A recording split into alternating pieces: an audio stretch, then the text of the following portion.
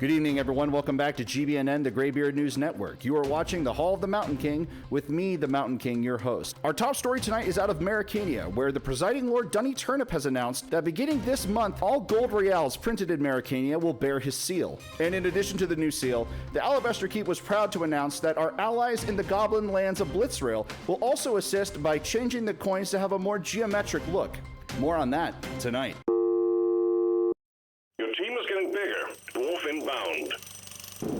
Hello everyone and welcome back to the Hall of the Mountain King. I am the Mountain King, your host. Today we're going to continue our multi-part adventure on how to fix Dark and Darker, system by system, piece by piece. And today, instead of a class rework, we're going to focus on what the future is for Dark and Darker for this next wipe and for the wipes coming afterward. I'm hoping for this to be kind of a time capsule for later to see what I got right and what I got wrong. Normally, I wouldn't feel comfortable making a video like this, and I've thought about doing it before, but I wasn't very sure whether or not it would be possible. And the reason why is because prior to this wipe, if you guys have played for any longer than that, you might remember how SDF, when he was in charge, he would make changes that didn't really make sense or weren't really aligned with any kind of vision, regardless of what he said. We didn't really get any background on what he was doing until he made the kitchen, but even so, it really wasn't good enough to communicate the ideas that he was having at the time. But since Paul has taken control of creative direction of Dark and Darker, it seems like he has more of a mission than a vision, and he has designs behind the scenes to try to meet his goals. This last wipe has been a really good example of W patch after W patch after W patch without a lot of losses. I can really only think of one that I didn't like, which was 2 patches ago now, with the really sudden changes to Squire to Riches. I think they fixed a lot of the problems that I had with it with this most recent patch. And so what I'm trying to say is that for a single wipe now, we have had positive change all throughout, especially at the very beginning when some of the major overhauls were made. And as a result, I feel comfortable saying, like, I think I know what his thinking is, and I think I know where he's going to go next. So that's what we're going to try to do today. In the interest of ordering my thoughts and making this video more coherent, I'm going to make my assumptions and my guesses in 3 different categories, from the dungeon itself to classes to miscellaneous. Concerning the maps, I'm a little bit behind the curve because I had made my assumptions for this video and then the dev Q&A came out. I was already going to guess that there'd be some changes to the Inferno on a pretty substantial scale based off of the high roller rewards, because they always tend to be a hint about what's coming next, from the water map to the Fire Deep and so on. And so quickly, for those of you who don't know, next wipe they're going to have an Inferno overhaul. They're going to remove certain modules, modify a few existing modules, and add even more new modules, with an emphasis more on the demonic, occult-ish theme of the Inferno that it has right now. And I think they're going to add a little bit more environmental storytelling if the lore writing hint meant anything from the Q&A. Me personally, I was going to guess that it was going to be a little bit more like necromancy focus, with the word necrotic imp being on the skin that's available as a reward, but we'll see. As far as modules that are going to be removed, I'm going to guess either the ritual rooms or possibly the spider lair. As far as modules that are still in circulation right now that could use an overhaul or an outright removal, I think it would probably be those 2. I can only think that overhauls would be beneficial for the rest of the maps. Demon Throne would be a good candidate for update, but I can't be sure about the rest. Before getting on to the predictions for the rest of the maps, one of the ideas I was going to put in the video before the Q&A was incursion modules, where on whatever floor of the map you're on, there's a module or 2 modules or more modules swapped out randomly that give a preview of the floor below. So for Goblin Caves, there'd be a module or 2 that resemble the Fire Deep, and then for Ruins, there would be Crypts, and for Crypts would be Inferno, and Ice Caves for Ice Abyss. That's just my idea I'm going to throw out there in case that ever happens. Okay, we'll run through these really quickly. So for the water map, I don't think they're going to do anything, at least for 2 seasons or so. If they do anything, it's either going to be a second floor down, which is a sunken temple, which I think is an awesome idea, or they will entirely remove the swimming mechanic and replace all the water in the water map with regular water, like in the other maps, and then add verticality inside of the water area, like with coral steps or like rocks to jump on to get out of the water, or maybe even ladders to get out of the water. Goblin Caves and Fire Deep, I'm very pleased with the Fire Deep. I like the idea of a 3x3. We don't have those anymore. I think it's a nice return to form. The theming is fantastic. I love the dwarves, and I think it's really well done. And I think it's really well done. If they decide to add more modules, that would be good. And the possibility of going 4x4, maybe, but 3x3 is also very comfy, both logistically and thematically. So I don't see much changing. As far as the Goblin Caves themselves, I'd like to see more giant insects like giant ants, because I used to love, when I first started playing, I'd role play in the Ant's Nest in the Goblin Caves, that module. And I always thought, well, where are the ants? You know, like, these are caves. They're so dank and muddy and gross. Like, where are all the big bugs? You know, like worms and stuff. And finally, ice caves. I think the reduction of mob density in the ice caves and the addition of new modules in the Ice Abyss. Yeah, ice caves and Ice Abyss are pretty much complete. I think probably the next map they're going to work on is probably the Ice Village on the outside of the ice caves. I'm going to go ahead and say that it's probably a Kobold incursion, a Viking village, and it'll probably have some kind of werewolf additions as well. I think the elevators that we have throughout the ice caves as exits, and also the rafts, indicate that it's actually a kind of expedition to go into the ice caves from the ice village, whatever that might be. And I think we'll see more evidence of that, of either the village being abandoned and now being turned into a launching pad for expeditions into the ice caves, or as a functioning hostile village. That's what I'm thinking right now.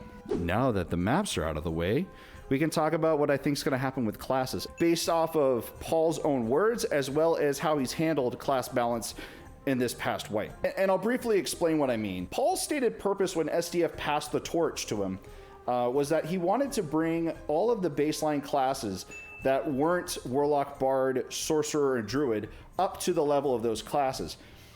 Because something that you might have noticed over your time playing this game as more classes are added is that there's not only power creep when the classes are first introduced, but there's also mechanic creep. So what do I mean is, prior to the Warlock being added, spells could only be cast using spell charges, and now there's a class that can cast using its health points. And the Bard came, and it was just a buff machine that used a very unique music mechanic. After that came the Druid with its ability to shapeshift. And now we have the Sorcerer, which I think is probably the class with the highest skill ceiling right now, based off of how remarkably well done the merge spell system and the cooldown based spells are on the Sorcerer. I think it's been consistently strong for a long time, and throughout this wipe especially, with some of the changes that Paul made that I'll get into. And so the first two classes that Paul was able to change around at the beginning of Season 8 were the Fighter and the Barbarian. And notice that that's already the beginnings of a pattern.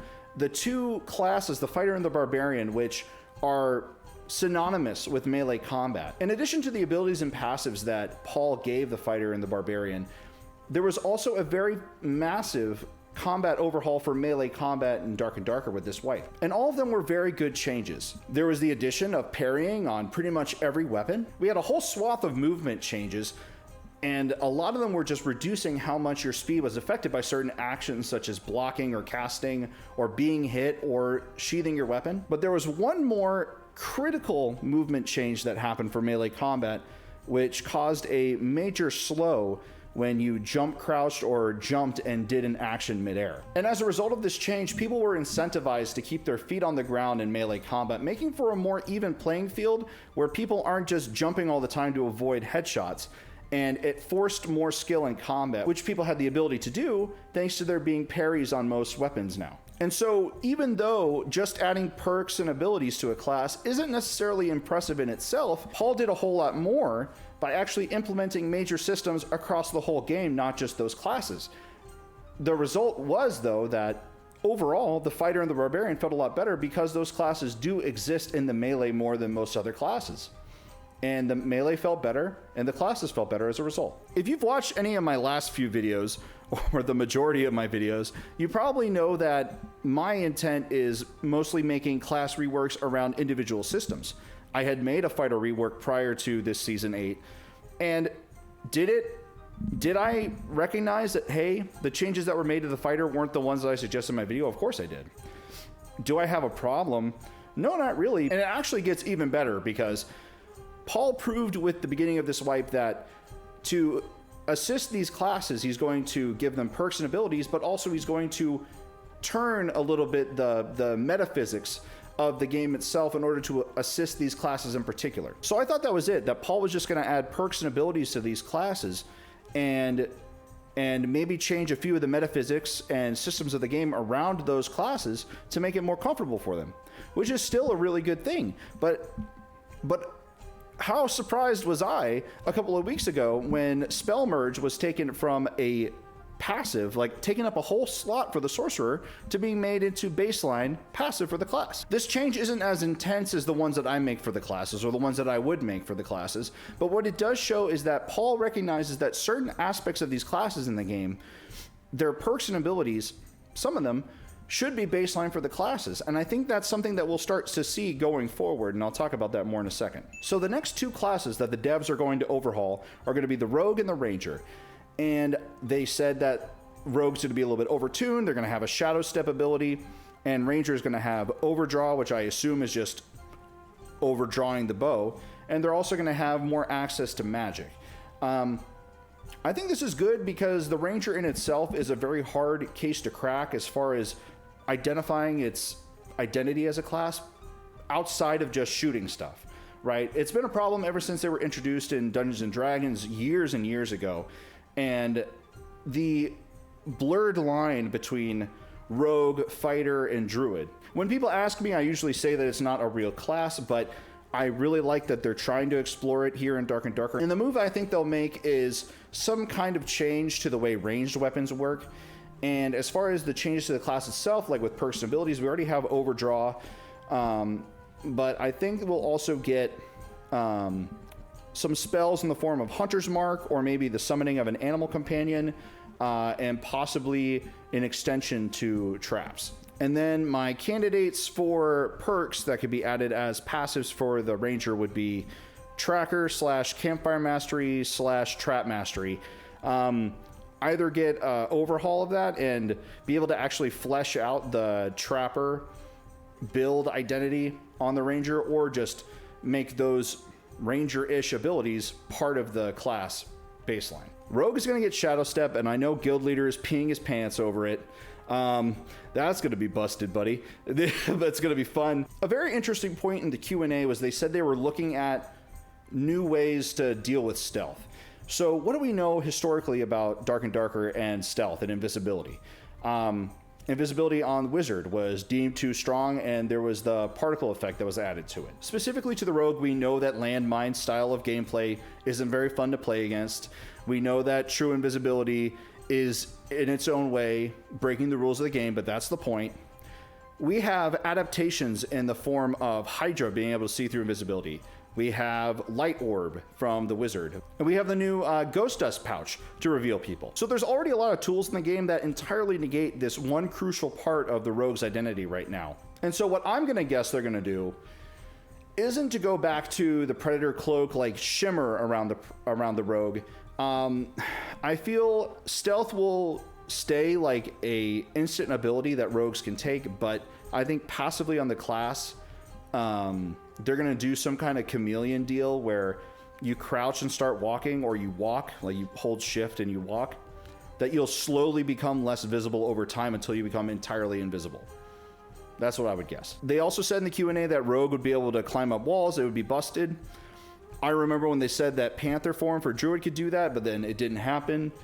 And normally I would say, yeah, I don't believe you, but I'm going to give Paul a little bit of faith here, and I think it's actually going to happen. I wonder what that's going to look like.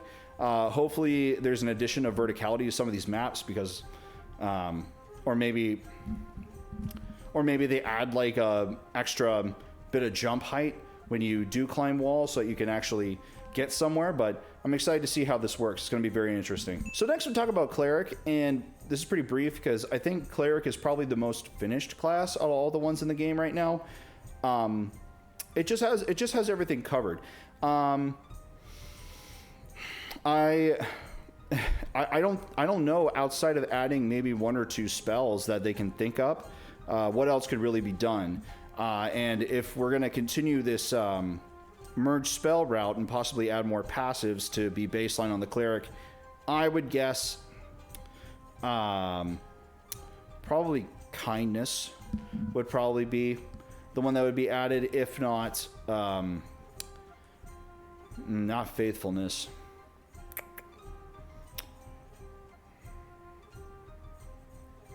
No, honestly, I think cleric's pretty much done. I think cleric's pretty much done. They can add abilities and perks and anything else, but I don't think they have to. And I think the class already works just fine right now, and it has for a long time. And to round out the base classes, we'll talk about the wizard. Spells. He needs more spells. He only has 13 to the sorcerer's 29. The wizard as a class is known for knowing a lot of spells, and 13 is just not acceptable. I think there's a whole lot of creative liberty you can take too. We can get a blink spell, we can get a flight spell, we can get a meteor storm, we can get cantrips. I think what the wizard would probably be served by the most is leaning into its spell casting and giving it some form of magical way to defend itself when spell charges are gone. In addition, I think that spell charges could probably use a once over to decide whether or not we want to have a pace of game where sitting is just not really optimal a lot of the time. And when you as a class run out of spell charges, the wizard, that you don't have a lot of other options compared to other classes. My wildest dream would probably to change spell charges to be able to recharge passively when you're running around, but only the spell you have selected at the time, and have resting work as it usually does. That's what I would do. I think that could work, and I think it could help the wizard not be defenseless unless he has a duo there to soak. As far as the warlock, I don't know if complete is the right word, but it's damn near close. It has probably the most build variety out of any class in the game, and I think the only thing that could be done is to remove a passive and make it part of the class, which would be Soul Collector. I think everything else is fine. It doesn't need to be touched. So for Bard, there's not just one direction that the devs could rush toward. I think two avenues that could work for exploring the Bard would be to help guide its identity, to maybe use some of the examples of the Bard schools, or colleges rather, College of Valor, College of Swords. You could do Lore Bard and maybe add some more magic to the Bard. But another thing I think they could do is give more identity to each of the instruments, the lute, the drum, the flute, and the lyre. You could have a lute bard or a lyre bard and so on, and have more songs with each of those instruments, and also identify and fix a certain type of identity, whether it's damage or disabling or buffing or whatever it might be, for each one of these instruments. And then the thing that I think Bard really needs would probably be Bardic Inspiration, as an active ability to kind of give people more options outside of doing 10 song or the disruption ability that people use, because the other ones aren't used at all. And it's nice when you have more options. And 10 song for Bard is kind of what Second Wind and Sprint was for Fighter for a very long time. I think they could use more options, and I think that would make the class feel more deep, strong or weak as it might be from time to time. I think it could use a little bit more depth. I think it's well done. I like the music system, but I think it could just use a little bit more identity to it. And otherwise, don't do anything. And then there's Druid, which could use more animal forms. I know that's in the plans. And then also Druid could use a larger variety of spells as well to accentuate the more damage dealing spellcaster, to really bring the whole hybrid class together with healer perks and abilities, and then shape-shifting perks and abilities, and then damaging caster perks and abilities. So that's all I got for the classes. Other than that, I think I made a Reddit post about this. It would be really cool if we had like an actual Goatman skin where it couldn't wear boots, but it had like more jump height, and it moved a little bit faster. Baseline had like an additional move speed because it couldn't wear boots. I think it would be cool if we had more variety of models for the players. Like Dwarf has proven that you can be short and it can work, but like not same height, same model all the time. I think that'd be cool. Oh, something else they should do is give the expressmen a permanent campfire so that you can sit down and get your spells back and some health back once you're in between floors. And that's about it for the video. I hope you guys have really enjoyed Season 8. I really have. I hope you guys had a lot of fun, and I'm actually feeling a lot more positive, a lot more confident in the future of this game and where it's going to go now that Paul's in charge. Try to go get your demigod. You still have time, and they also cranked up how many points you get. I'm going to pin the first comment that says, make sure you drink water today. Thanks for staying to the end. Here's your Dwarven Wisdom. Thank you for waiting 2 months for another video. I've had a lot going on. I got a job offer in a totally different part of the country, so I'm going to move myself and the Mountain Queen pretty far from here before too long. I'm getting ready for that. There's a lot of paperwork involved. And also, I haven't really pushed out or put a lot of effort into my reworks because during Season 8, I had the opportunity to talk to Paul a couple of times about our perspectives on class balance and class design and where that fits in the future of Dark and Darker. And I learned that our perspectives are a little bit different. And unfortunately, my class rework systems that I made aren't going to get the mileage that that I was thinking that they might. So we're going to pivot. I'm using a bunch of corporate speak. We're going to pivot. We're going to circle back on that. We're going to pivot. I'm still trying to figure out where I can fit in this whole thing and where I can actually contribute and make the community better where I can. I'm thinking about streaming still. I don't have the logistics for it right now. I simply do not have the space in my home, nor do I have the literal materials to do it. So if you guys have any ideas on what kind of video you'd like to see next, leave me a comment. This time I think I'm going to pin the first comment that says, don't quit your day job. Because that's what I need to hear these days. So that's what I got going on. Class reworks are probably going to be on the back burner unless I can get unless you guys really, really want to see it and let me know. But it's just, I just don't think that the amount of time and effort that it takes to make those videos and those systems will actually benefit anyone. So if Paul's got it covered, then Paul's got it covered, and I think he's doing a great job. And I'm excited to see, and I'm excited to see what he does next. That's all I can really say about that. Nothing's lost. I'm not hurt. It's all good. Yeah. Let me know what you'd like to see. I just got to do green screen, and it's a lot easier to put up and put down. And among my many excuses I have for procrastinating on videos, one of them was how much of a pain in the ass my green screen was before. So I'm happy to have something different. Hopefully it's pretty easy to key out for this video. But yeah, that's about it. That's all I got. Again, thank you for watching. If you got this far, you guys make this all worth it. It makes my heart sing when I see new subscribers or comments or people dropping likes or saying positive stuff. It means a lot to me. So thank you guys for all that. Hopefully we'll break 200 subscribers with this video. And yeah, that's about it. Awesome season. Looking forward to the next one. Man, bright future ahead. Paul, you got this. Thank you for stopping by. Like the video. Oh shit. I forgot my outro. Thanks for stopping by. Leave a comment. Let me know what you thought. Leave a like. Consider subscribing. And we'll see you guys next time. Good luck out there in the dungeons. Good luck in the dark. I am the Mountain King, signing off. This just in, a cute girl walks into the apartment. Hey, little girly. Here, let me pause this. What's going on?